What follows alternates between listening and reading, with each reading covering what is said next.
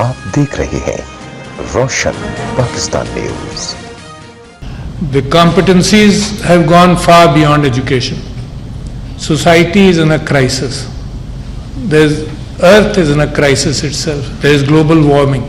So when maybe 30, 40 years ago the competencies only demanded that you should be a good engineer, with full knowledge of engineering principles and to be able to implement scientific knowledge in practical works. Today there is a bigger area where you have to understand the whole picture and try to be able to do what you want to do what should be done, but with a greater understanding of society itself. When I look at education in Pakistan, there's a big dearth of the fact, and it is a good place to talk about it because the deans are here, because as you mentioned, there are 100 universities in Pakistan which are producing engineers. There is a big dearth of the fact that what is being produced may not be, in some universities, may not be of international standards. This is true almost in a lot of other fields as well.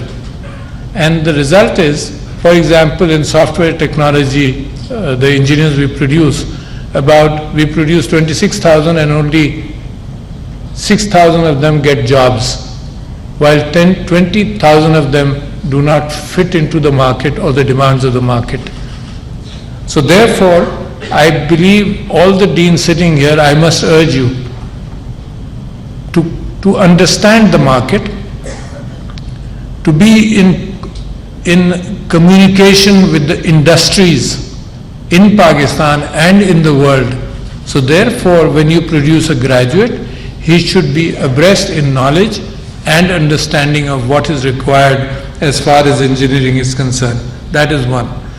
The other thing which I do want to talk about is sustainable development goals. 30, 40 years ago, there was no question about sustainability. There was only the search for more and more oil, more and more fossil fuels to be able to burn.